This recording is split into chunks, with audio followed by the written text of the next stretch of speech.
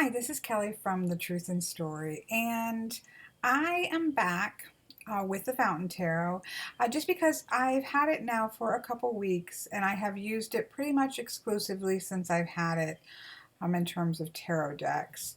And so I wanted to, the other one was, the other video that I did was pretty much an unboxing, first impressions, a very powerful first impressions, and but it was first impressions, and so the cards can be quite beautiful and lovely, and that doesn't necessarily mean that you're going to really sync with the deck or really resonate with the deck. We use that word a lot, or I hear that word a lot with tarot. The idea of resonating with a deck, and sometimes for no rhyme or reason a deck simply just doesn't resonate with you, so you don't always know, and so I did want to come back. I've had this piece of quartz for quite a while that just kind of stayed general. I would take it out for readings and stuff, but it has definitely migrated to, oh, there's a fly. I don't like flies. Isabel doesn't like flies because I get the fly swatter out, and as soon as she sees the fly swatter, she gets really nervous. Or sometimes, like, so when she was littler, she would run because I would start. I'm not very good at catching flies, and so I'd be slamming all over things, and she would be very upset. Oh, that's gonna drive me nuts. Now she sometimes gets excited because she thinks she's gonna play. It can go either way, just like your tarot decks. Anyways, this definitely has sort of migrated to my Fountain Tarot. It stays there beautifully. So anyway, I just kind of want to touch bases because as I said, I have been reading with with this pretty much exclusively since I've gotten it. This is the backs again. I'm not going to obviously go into anything or all the cards or anything like that because I've already done that.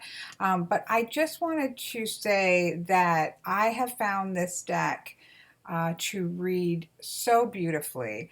I feel as if anybody could pick this deck up and read with this. I love this Eight of Swords. So I'll flip through a few of them and just show you some of my favorites. But I really do have that sense that it resonates. Like the meanings of the cards, just you connect with the energy of them so well. Somebody I saw this on somebody's blog post. Some of these images are subtle, and then the light gets played with. I think it's going to be really hard to see. This was on, if I can find the link, because I just saw it in my blog feed, so I might be able to find it again. She had done a reading, and she mentioned how with this card, instead of the Three of Wands as it traditionally is, he's actually like reeling the energy in. He's pulling in the energy of the wands, which is quite, hair on my face, which is quite wonderful. There's all kinds of little twists like that where you think it's pretty much standard, not standard, but you think they've stayed very well with the traditional image, but then there's this little tiny twist on it that gives it its own message. Truthfully, this is not even a good deck for me to pick out random ones that I like, because there's probably none that I don't like, or very few. There's a couple, but not very many. I like the King of Pentacles. He looks so King of Pentacles. I don't know why these are kind of reversed, because I don't even do reverses. But this is one of my favorites. It's become one of my favorites. It's shown up in quite a few different readings. I love the Swords suit. The quartz aren't not my favorite quartz. The King of Swords, I got him now. I've kind of connected with him because he takes that energy of the Knight of Swords, and then you can see him kind of make order out of it. But but the actual suit I love. The swords are really are one of those suits that make it or break it for me. There is a deck that I think is absolutely stunning, which is the Prisma Tarot. Where each of the suits makes out like the story. It's like one continuous painting. Absolutely stunning, but and it's not a cheap deck.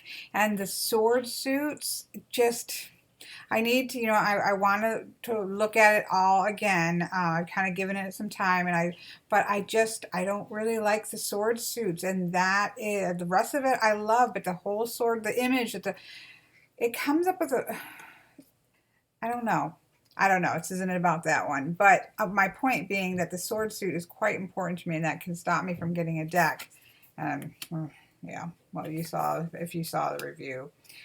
The Lover's card's gorgeous. But I have found that this reads beautifully. It just seems, this is one of my favorites. Of course, it's the swords.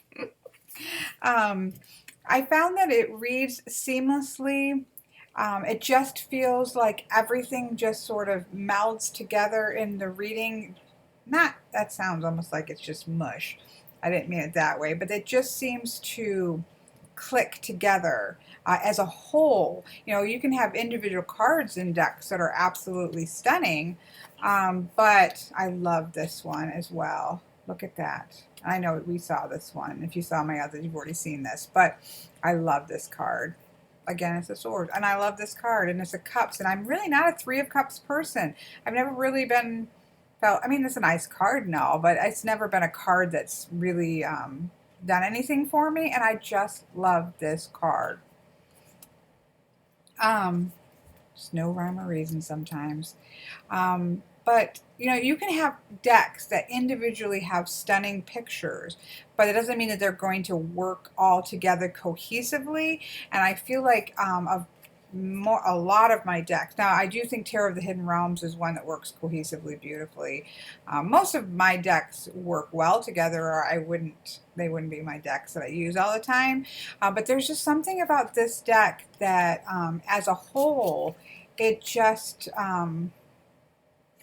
works. It works together in a beautiful way. And I said it in, I think when I was doing that one larger spread, I have a video up about I think it was a 10 or 11 card spread that I've been really enjoying lately.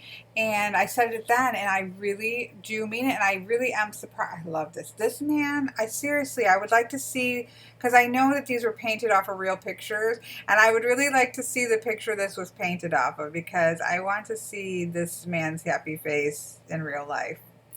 Not in real life like I'm a stalker, but I would like to see it compared to the photograph. I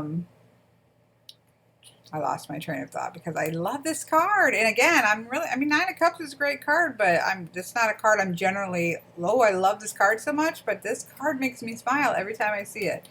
I totally lost my train of thought about what I was talking about.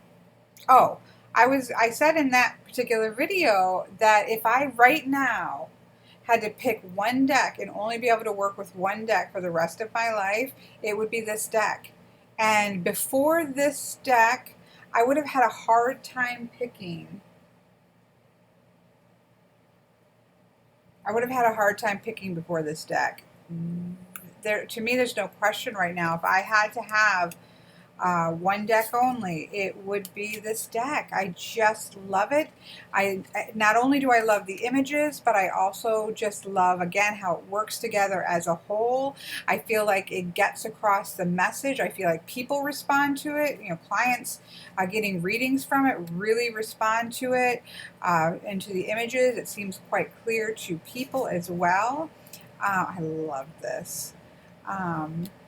So this would be, if I had to, and I know the light's getting low, it's fading.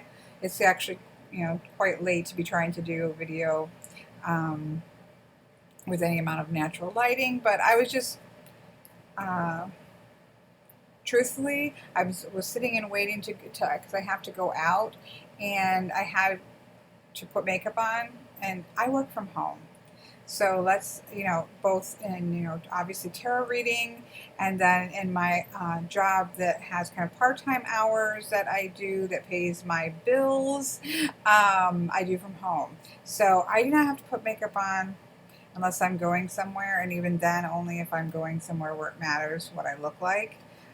So when I do put makeup on, the sad thing is, of a YouTube person, and I haven't been on YouTube very long, but I'm starting to find out these little things. And the sad thing is about being a YouTube person, if your person doesn't put makeup on very often, I do wear makeup if I go out, but still I do when I really have to put on a face of makeup because cameras are not kind to your face. Um, but when I put makeup on, you have that sense of, oh, I shouldn't waste, I have makeup on, I shouldn't waste it. No, I just had a little time too, and I thought, oh, I have makeup on, and I've been wanting to do this. I also really like the wands in this suit a lot. There's a lot. I mean, I like everything about this. Let me see if I can find any more. There's just really a couple that I really don't like love the King of Swords. I mean, there's cards that I'm not like, holy, not very many of them. Most of them I just absolutely love them.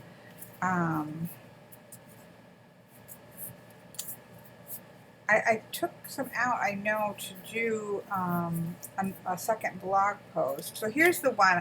I'm not, this isn't my favorite King of Swords, because it's King of Swords, again, swords are my suit.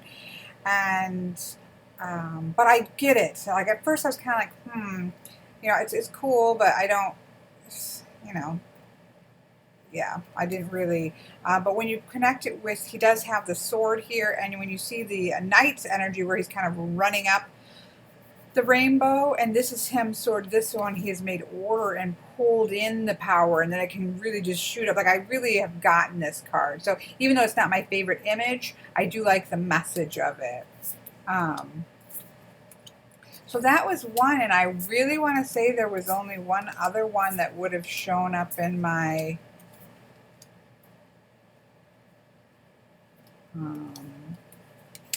maybe not. I'm not seeing, I've already gone through the other ones, but I'm really not seeing. I love the deck. I really do. I guess I shouldn't have to apologize for that. But I just wanted to touch bases because, really didn't want this to be too long anyways, because I've already gone, quite a lot of time on it, as well as when with the thing. But I just want to touch back bases after I've used it for quite a while because, again, it is a pricier deck. And so for those of you out there who are sort of trying to decide whether or not you want this deck, seeing the images is great because that certainly is going to help you to see whether you resonate with the deck or not. But I also did want to sort of touch back to let you know how I've got on with actually using it. I have a couple decks that I really need to do that with, but I know that this is on a lot of people's wish list right now, so I did want to make sure that I touch bases while people are still thinking it over. And so what I would say is that the image it's not just a pretty deck. It really does work. They did, I think, an outstanding job of both making the individual cards stunning as well as making it work together as a cohesive whole. I think they did an amazing job at getting to that core meeting, because you get to them so fast with this deck that truthfully I don't even think that you really need the guidebook, but I have been using it because, again, when I first work with a deck, because there's sometimes nuances that the creators have put in, and I don't really want to miss those kinds of things. So I have been, I will kind of touch bases with the guidebook just to make sure that there's not some nuance. Plus, I really do like these little core things, this passionate energy, the two choices, stagnant energy, a quiet place for the Four of Swords. I really do like these little core nuggets, so I've been wanting, as I'm looking at a spread, kind of to see what they are. But I will say I think that the little white book is quite helpful. I think that, again, I think I put in my blog post, would I have liked a bigger guidebook like I have in the other ones? Sure.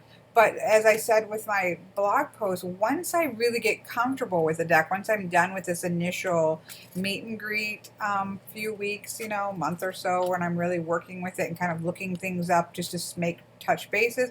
Once that's done, all I want, if I do kind of think, oh, there was some little thing about this card that's a little different, and so I'll go back and get it, I really am looking for the core. I don't really need to read through a couple pages to find that little core, and so something like this actually then becomes quite just the right size. So I will say, because I have used the guidebook, as I said, because I don't want to miss things, so I have kind of touched bases on the card, so I have looked at it, and I have to say that I find this quite useful. It's enough information with the images. Again, to be honest, you can read it quite well all on its own, but if you just want to get little nuggets and little ways in which they might have played with it a little bit, I do find this to be quite helpful. So there you go. It's just kind of a touch bases, just to let, if you're thinking about it. It's more, I mean, it is a stunning deck. There's, it's no taking away from the fact that visually, it's, I'm going to sneeze. Allergy season is lovely. There's no taking away from the fact that this is a visual deck, and so, but I don't want people to think that it's just an art deck or an artsy deck or a pretty deck or whatever. It reads so stunningly, in my opinion. And again, if the artwork just doesn't do it for you, sometimes there's no rhyme or reason to it. So I'm not saying that people who don't like this deck or are not drawn to this deck, there's something wrong with you if you don't like this, because it's not. There's no rhyme or reason to it. There are certain cards that we all have that if it doesn't work with us, it's just not going to be us. Color tones, there's so many different things that go into why a deck resonates with you. So certainly I do not think anybody should run out and get a deck because it's the latest rage or it's the new big thing. But I will say that if the images do really resonate with you, but you're maybe concerned that it's just a pretty deck, don't be. It reads beautifully, and the people that I've done readings for it have just loved the imagery. I haven't had anybody that hasn't been, even if they wouldn't maybe buy it as their own deck, hasn't resonated with the actual images in terms of getting a reading. So there you have it, just a little bit of an update on how I'm getting along with the Fountain Tarot. Yeah, my computer's now trying to compensate, and it's getting, I can see it being grainy. I'll probably end up having to redo this. I do need to do, I maybe just get out. Oh, yeah. Hello. I can cut this out. That's what I think all the time in my head. You're rambling, Kelly. It's okay. You can cut it out. I do need to sort of pull out the decks that I've gotten, maybe put them out in a pile and just do a quick once through, just so you can kind of touch bases with how I've gotten on with other of my decks. I think that that's always helpful, especially when a person does, I tend to do first impressions. I think I do both. Some of my reviews are after having them for a while, and some of them are just, I'm so excited about them that I have to show the cards right away. So anyways, this is getting rambly, so I'm going to stop. I hope you have a lovely day and that you found this helpful, and I'll talk to you later. I can't find the turn off button.